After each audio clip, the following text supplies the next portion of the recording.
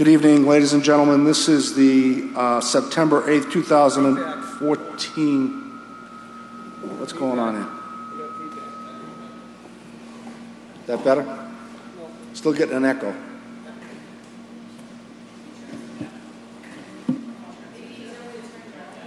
Turn my volume down? I've never had to do that before. Is that better? Not better? Worse? We're still getting it. I feel like I'm at Fenway Park, but it's not open. I know, exactly. Is this working? Test, no. Boys and girls. It's still going to Hello? sound like that. Well, we're going to have to suffer through this, I guess. This is the September 8th, 2014 meeting of the Revere City Council Zoning Subcommittee. This evening we have three matters before us. First matter is item C-14-08, petition by Robert Corcoran, Bobberin LLC of 9 Whitney Road, Boxford, Massachusetts, for a request to construct 6 townhouses within the RB district at 75 Lamson Street in Revere. This requires a special permit. We will have anybody who cares to comment on it, but typically we ask the petitioner to come forward and discuss the matter with the subcommittee. Name and address, please, sir. Good afternoon, Mr. President, councilors. James Cipolletta, 385 Broadway, Revere, on behalf of Bob Corcoran, the applicant here, on behalf of Bobberin LLC. We were before the Honorable City Council on a petition application for a special permit to construct 6 townhouses in place of a contractor's yard off of Lamson Street in Revere. As we told the Council of the Whole, it is Bob's plan to put only 6 townhouses. These are not over-under townhouses. These are one unit, all connected in a line. It is allowed in the RB zone, and we would be returning the parcel to its intended use for residential, as opposed to the trucking company and contractor's yard that has been utilizing the locus for 10 or more years. Fairly uneventfully, too, to Mr. Robichaud's credit. However, we feel that this proposal is much less intensive a use than what is there as a construction yard and trucking company. And should Mr. Robichaud sell it to someone else, the continuation of that commercial use in a residential zone would be substantially more detrimental, not only than what is there now, but exponentially more detrimental than what Bob's proposal is. We heard some talk and concern about it being 3-bedroom townhouses, and that this may cause congestion, may affect the schools, may affect traffic and parking. The parking is not an issue with regard to, we have actually 2 parking spaces more than is required. I understand the concern about larger residential units. I would share that concern if this were a 7-story, 8-story apartment building with 2 or 3 bedrooms in it. But this is 6 units. And that's not to say that any or all, and certainly not all, of those 6 units would be used for anything other than people who were looking to get out of living on 2 or 3 levels, who are empty nesters, young professionals maybe, who can work from home half of the time and have also a home office in the building, in the townhouse. Even if there were children there, this is not going to be one of those situations where we see kids running around on the street. And certainly kids, to some extent, promote a little bit of traffic, maybe in the way of a school bus or something, but nothing on the order of what we see now with heavy equipment coming and going from the locus. The relief that we asked for, and we got relief from the Board of Appeals, because we had to slide the units to one side because there is a 24-inch sewer main that traverses the property, and we can't build on it because it's an easement that is protected. So the Board of Appeals, in its wisdom, saw fit to grant us the relief for the setback, from the setback requirements. So that variance is in place. The special permit we're looking for here is simply to convert from a non-residential commercial use to a residential use in a residential zone in a residential neighborhood. And we would be more than happy to answer any questions that any member of the Zoning and Public Safety Subcommittee may have, or those sitting in ex officio or otherwise council members. Thank you, Attorney Cipolletta. Well, at this point,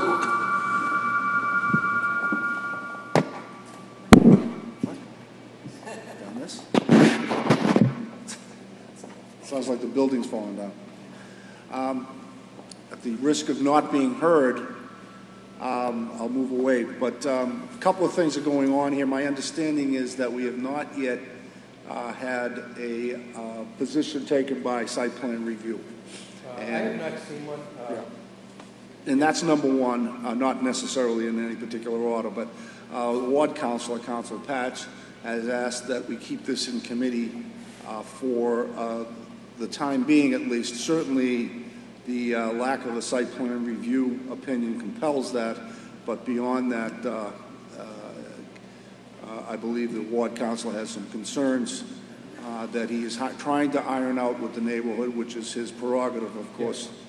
But at the same time, I think you were invited here this evening, so if any of the subcommittee members or city councilors have any questions, I think it certainly wouldn't be inappropriate to address them now, although, like I say, I think there may be another subcommittee meeting to discuss this matter sometime in the near future.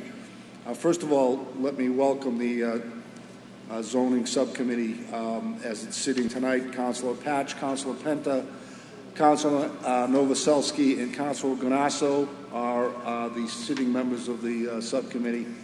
We also have Councilor Morabito and Councilor Hass and Councilor Arrigo here tonight to offer their opinions if they so desire. So I'm going to turn to Councilor Patch, who's the ward councilor, and he can address you now, Mr. Cipolletta. Thank you, Mr. Chairman. I did have a chance to speak with the council and the developer before the meeting, and I explained my position here that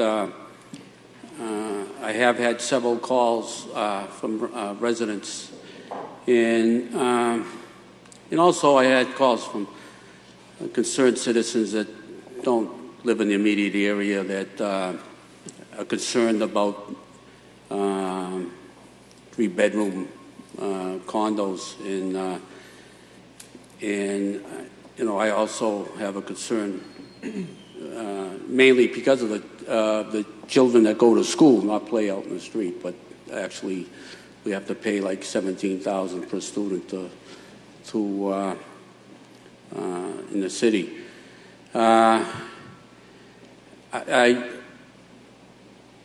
I know during our conversation we have a working relationship that we could maybe work. I want to make a recommendation that we do put it in keep it in committee. Hopefully that we can work out the number of 3 and 2s, and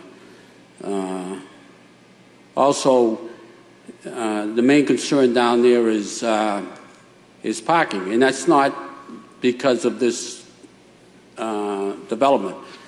That's mainly because you're across the street to 41 Marble Street. You have a dance studio, you have a workout facility, you have in a mosque, and the people have been putting up with some parking problems there for quite a while, and unfortunately you're getting the results of that problem that's taken place the past few years. So I hope we can come to some kind of, knock it down a little bit, some kind of agreement because I don't think the way it stands that actually that it ain't going to be successful. So I hope we can do something that work out a situation, and that's also with the owner of the property too. He knows of these problems of the parking, which people have been using your development site for some parking, and with loss of that, it's going to get worse. So, on that, hopefully we can come to some sort of agreement. And one other issue is that one question I have is that how close to the street is the front of your development? Bob Cochran, manager of Bob Aaron LLC, 9 Whitney Road, Boxford, Massachusetts. As Jim alluded to before, with the 24-inch sewer main, we had to shift the building to the right. The closest one is 10 feet instead of 20 feet for a front setback. And that was approved with by the Zoning Board of Appeals as a variance. Okay. I mean, that was one of the concerns of some of the neighbors there, too, that it's just a little too close to the street. But again, this is something that we can work out, hopefully, and,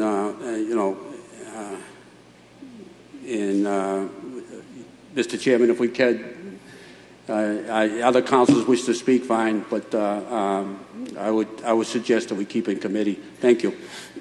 Thank you, Councilor Patchett. If no other city councilors have anything to say, we will keep this in subcommittee. I believe probably within 30 days we'll have another subcommittee meeting. Mr. President, may I just... Certainly. We were talking with Councilor Patchett. We did speak with all of the neighbors who were here last couple of weeks ago during the public hearing. We spoke with them outside. A lot of just as Councilor Patchett indicated, most of the problems that were raised as issues don't necessarily have to do with this development.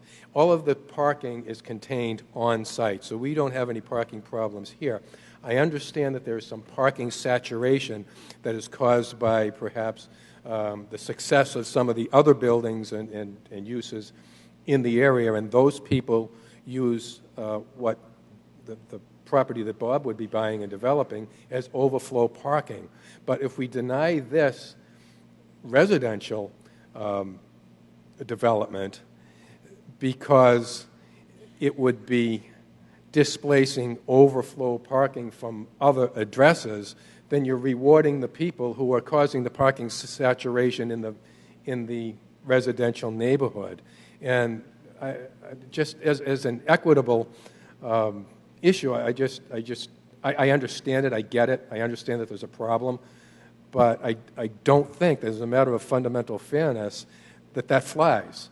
And I had a conversation with the 3 or 4 people who are very, very nice, and we walked down the stairs in a very civil and almost agreeable manner as to what was going to happen with this. And we said, look, we understand it. We're not the problem. We're here, hopefully, to solve those problems. If there's a problem with the mosque, and I think they do 1 day a week, or the workout studio or the dance studio with somebody, they need to make some sort of arrangement. But our parking is all self-contained. And, just, again, all of those issues had to do with ancillary problems in the neighborhood, not us.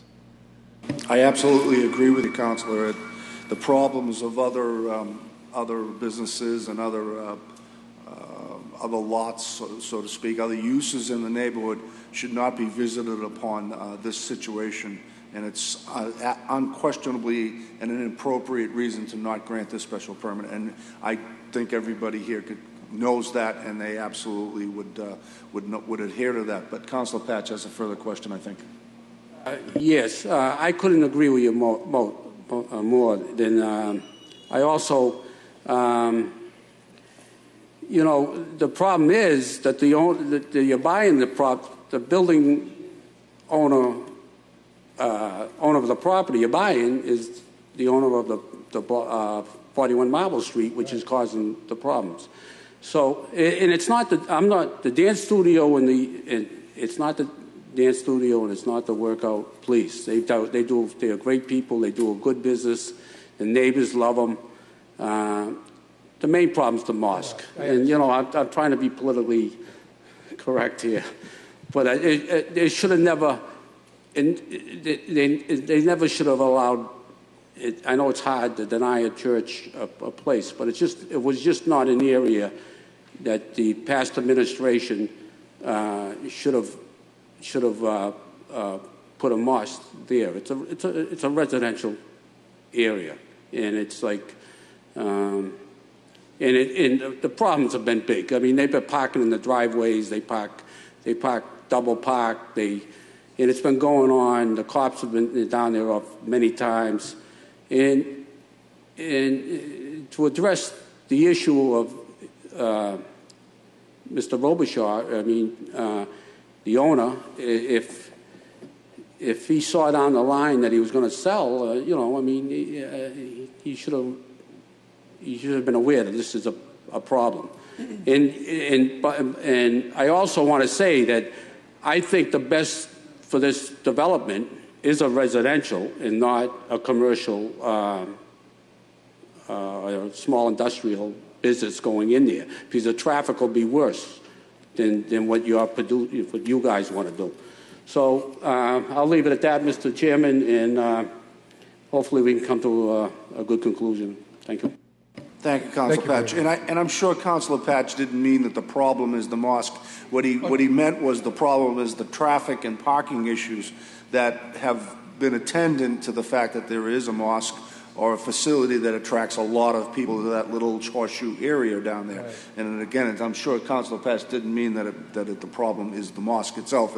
Regardless of the use down there, a use that has a lot of people in a very concentrated period of time can cause, essentially an infrastructure problem. Sure. Yeah, it could be a bakery. It could be a bakery. Yeah, exactly right. Exactly right. Councilor Novoselsky, I believe, has a comment. Thank you, Mr. Chairman. And I agree with Councilor Patch.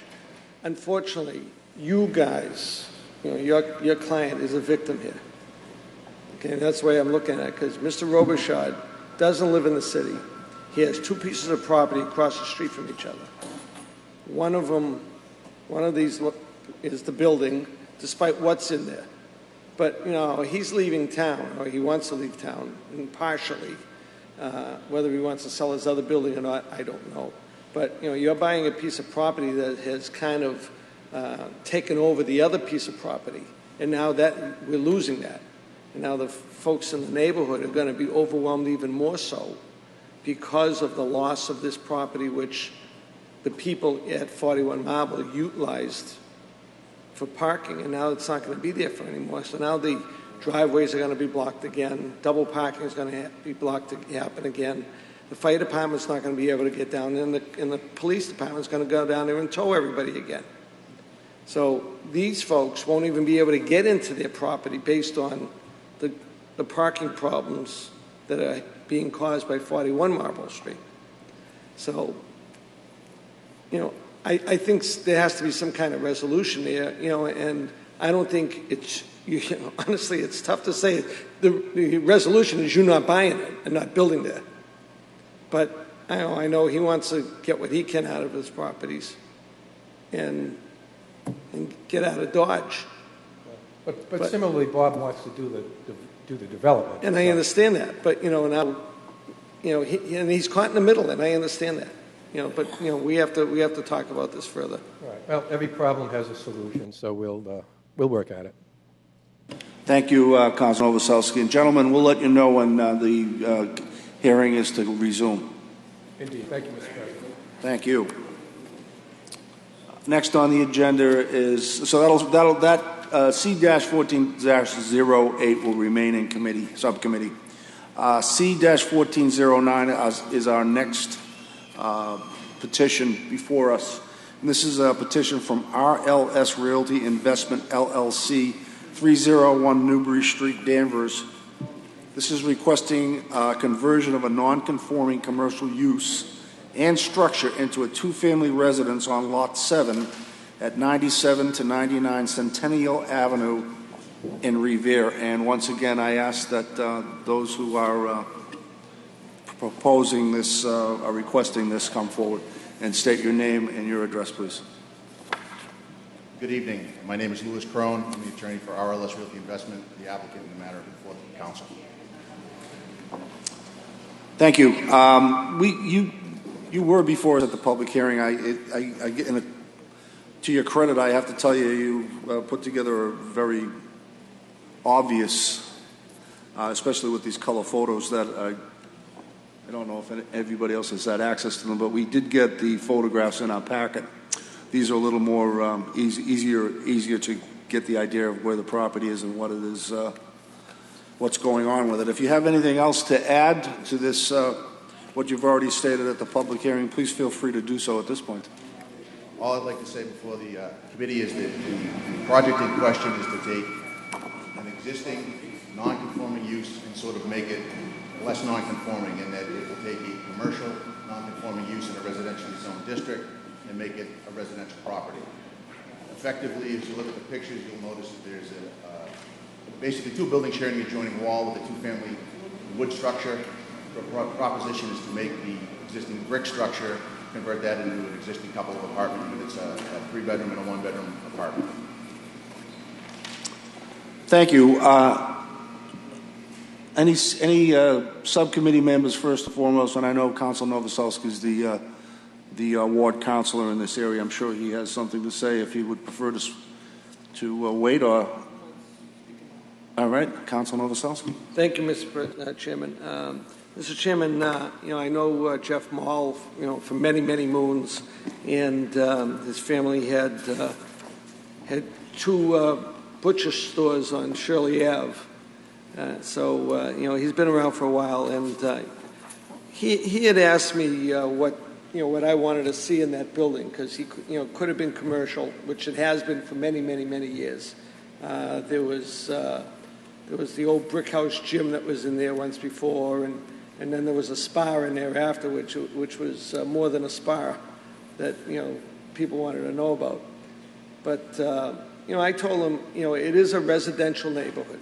It's a residential district. It's right on the borderline of a GB and an RB. And I said, I'm just tired of all these trash-type businesses going in there. And I said, I don't mind seeing residential. But I did ask him to try and keep it, kind of on the low side. And he said I can do 2 in one unit and 1 in the single bedroom in the other unit. And I said, I can live with that.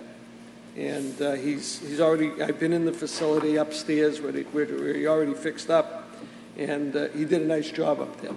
And he's going to be taking the grates off the front of the building so it won't look like a business.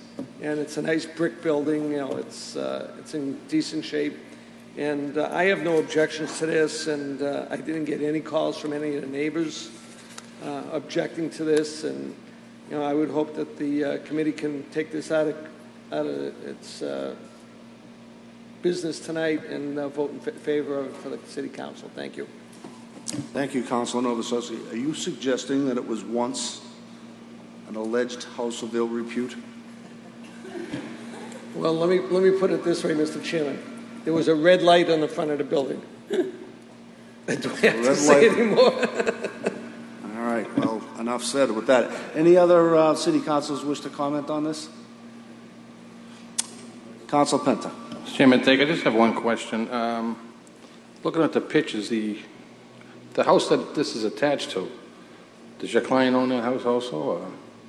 I'm sorry, sir. Does your client that wants to put the two units in here, does he own that building? It looks like they're attached, though.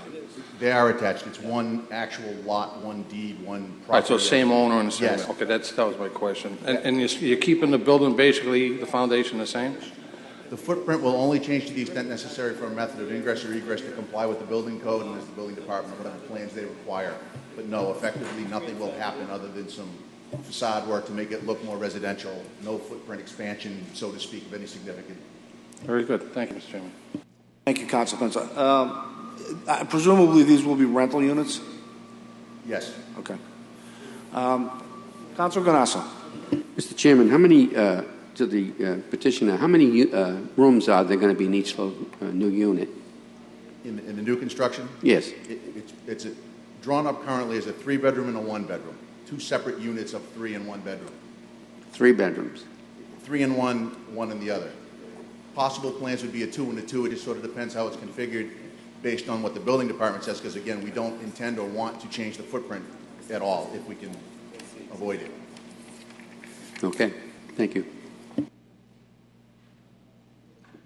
Thank you, Councilor Granasso. If no other city councilors wish to comment at this point, I can only say to you that I have made a lot of noise up here myself about changing commercial and retail uses to residential for what should be pretty much obvious reasons to everybody who lives in this city. Traffic, general congestion, noise, pollution, you name it. We've got more than our share of it. I will say this, however, and I can't say that I'm specifically in favor of it. I guess I'm not against it. It's pretty obvious to me, though, that these types of structures, which were essentially at one time a combination of businesses and homes. In other words, the homeowner ran his business from that right there, going the way of the dinosaur. And I can see why a commercial entity like this attached to someone's home would not be suitable for either the homeowner unless he was operating the business himself, which of course that obviously changes, and not also be a particularly good idea for the person who would rent the place. And as a result, according to my colleague, Councilor Novoselsky, this business has had many changed hands over the years, and it's proven itself not to be a very suitable commercial or retail use under the circumstances. So under the circumstances, I think it makes sense to either make it one or the other, and obviously you're not going to be able to convert a home into a business, so it's got to go the other way around. If there's no other comments, I'll entertain a motion to report this out favorably from the subcommittee. Councilor Novoselsky has moved. All in favor? All right, it's unanimous that it will be reported to the full City Council favorably this evening. You certainly may stay. It's not going to be a long meeting, it doesn't look like. I would anticipate, given the great deference the full City Council gives to the zoning subcommittee, that you'll probably get a favorable result. However, we don't have any control over that. We can only recommend. And that, I will close this matter. This is for me. Thank you. Thank you, Attorney. Thank you for your time, gentlemen. The next and last matter on our agenda this evening is item number C-14-10. That's a petition from Franklin Avenue Investment LLC, 111 Everett Avenue in Chelsea, seeking permission from the Revere City Council to convert a non-conforming structure and use from an 8-unit residential structure to a 10-unit residential structure on Lot 69 at 34 Franklin Avenue in Revere. If we could, there he is. Attorney Rhodes, you are representing the petitioners, I take it. I am. Name and address, please. Good afternoon, councilors. Corey Rhodes with D'Ambrosio Brown, LLP, 14 Proctor Avenue in Revere. I am representing the applicant, Franklin Avenue Investment LLC, and its principal, Rick Costa. We're here tonight on a special permit application for non-conforming use, non-conforming structure related to the property at 34 Franklin Avenue. This is a property that's had a storied history with inspectional services and very recently almost went into receivership for numerous health code violations. Prior to that happening, my client was able to come in and purchase the property and has moved diligently to rectify those issues, removing numerous illegal apartments. This property was being used for somewhere close to an illegal 15-unit building. Mr. Costa, through his development entities, has worked on a lot of troubled properties in the past, turning them around to be clean and well-managed, safe, productive properties.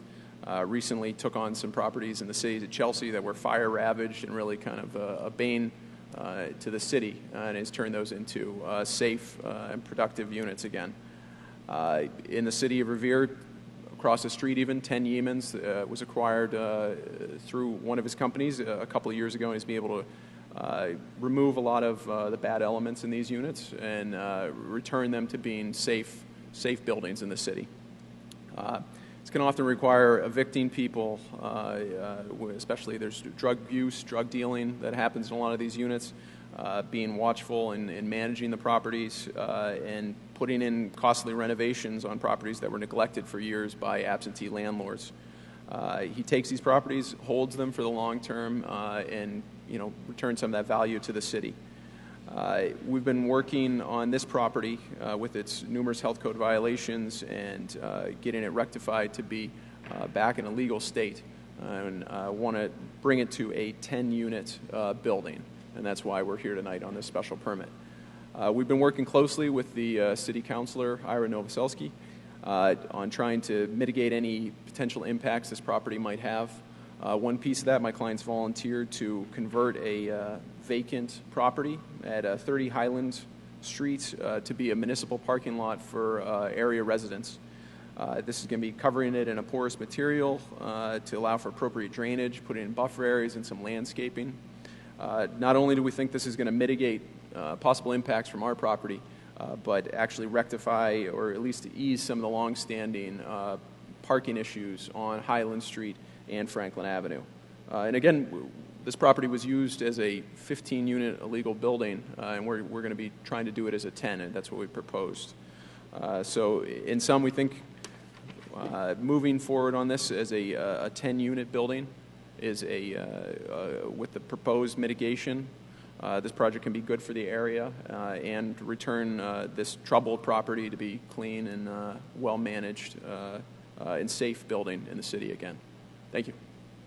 Thank you, Attorney Rhodes. City Councilors, Councilor Novoselsky. Thank you, Mr. Chairman. Mr. Chairman, a lot of folks know this location by the former owner, but we've been, for the last 7 years, we've been after this owner for illegal units, and the building department goes in there and finds him and made him take out many of the illegals, but as soon as they took them out, he put them right back in. And it was not a happy sight and not a happy situation for not only myself but the neighbors. And and I'm saying not just the adjacent neighbors, all the neighbors. And I know he's cleaning up the property.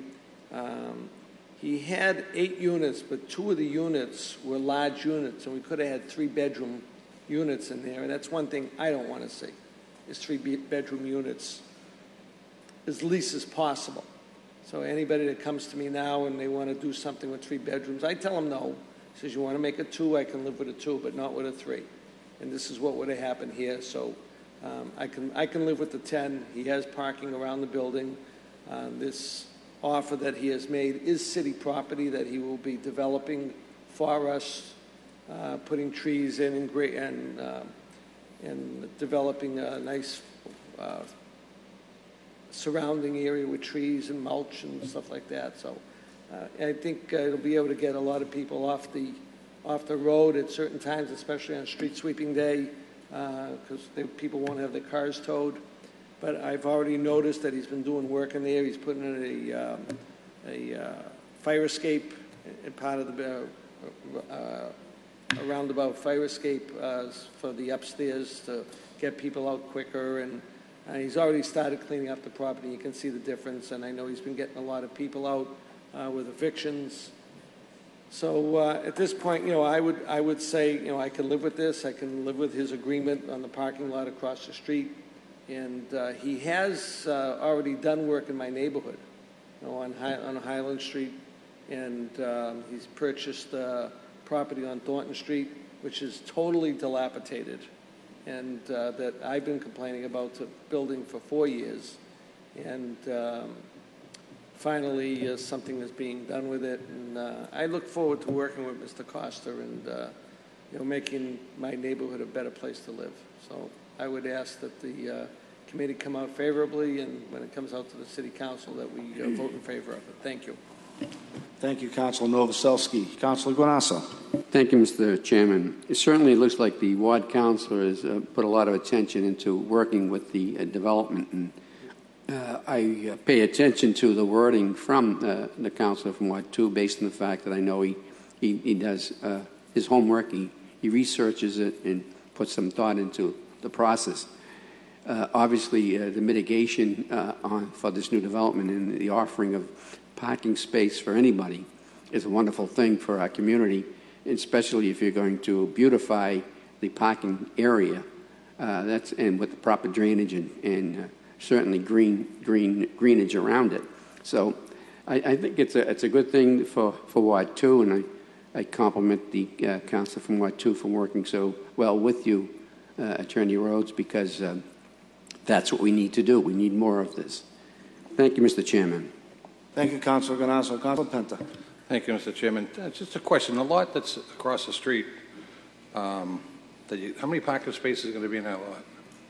It's a 4,000 square foot lot. I don't think it's been measured out yet exactly how you would park the cars, but I'm assuming. That's fine. 4,000 square feet. The city owns that land, or does your client? This was land taken by tax title foreclosure. They would previously been auctioned, I believe, in 2004, and then lost again to tax title. It's sat vacant for a number of years, and this is going to be, I think, a very good use for it. I mean, I don't know. Is the administration, anybody? I mean, that land's 4,000 square feet. It's a buildable lot in that area. We've actually been working closely with the administration. Yeah. The property already has a restriction on the deed, actually, that it can't be developed for housing or for other use. It's really to somewhat intended to be used as parking in this area because it's so bad. But my point is your client going to require this from the city? Or in other words, is the city basically going to own this parking lot? The city's going to own the land. Okay, that's fine. Okay, that's the basically the question I wanted to get to. That's fine. All its cost and work. Yeah. That's fine. Thank you. Thank you, Councilor Penta. Let me first comment, and Councilor Guanasso certainly reminded the chair, and the chair would be remiss if it did not mention the fact that Councilor Novoselsky, the reason we give such deference to Councilor Novoselsky is because we know that his finger is on the pulse of his ward at all times, and if he says it's going to work, it's probably going to work. And I think the chair would congratulate him on the work on, and particularly on this issue. And I agree. Once again, I have to say that I'm not particularly fond of converting 8 units into 10 units. But as Councilor Novoselsky did say, one of our biggest enemies is 3-bedroom units and up. And eliminating that, keeping it down to a moderate size where we can expect perhaps a small family or even individuals to live there, takes pressure off our infrastructure as well. And I would also take note of the fact that this property has had a history of code violations and taking up a lot of time of our inspection services. So the trade-off with having 10 identified and legal units to anywhere from 13 to 15 or maybe even more units which are not legal units, and then constantly sending inspectional services down there every time someone moves out or moves back in can be very, very expensive and drain a lot of manpower and womanpower from the real important jobs in the city, making sure that our residences and our businesses, et cetera, are within a code. And of course, one cannot underplay the potential when you have out-of-code residences like that for a real catastrophe, as we've seen recently in some of the communities in Massachusetts. So I think this is a good trade-off. The parking situation across the street is another bonus, and I think as Councilor Novoselsky is well aware, that parking is not exactly what you'd call over plentiful in that neighborhood, and I hope the residents appreciate the fact that they'll not only have a building that is compliant and well kept and kept up, because I know Mr. Costa has a great reputation in the city, and I'm sure he will keep the property up, but also that it gives back something to the neighborhoods when there is a snowstorm and the plows have to get up and down the street, there'll be a place for them to park. So they may have to do some shoveling, but it'll be a place for them to park. Thank you, Attorney Rhodes. I'll entertain a motion to report this out favorably. Councilor Patch, Councilor Novoselsky, all in favor? All opposed. All right, very well. Again, will be a unanimous recommendation of the full City Council. It's not incumbent upon the City Council to vote for this. However, as I say, the City Council gives great deference, in particular, to Councilor Novoselsky's opinions on these things. With that, I believe we have concluded our business this evening. It's a little bit before 6 o'clock. In about another 12 minutes, the full City Council will meet for our November 8th City Council meeting. Thank you very much.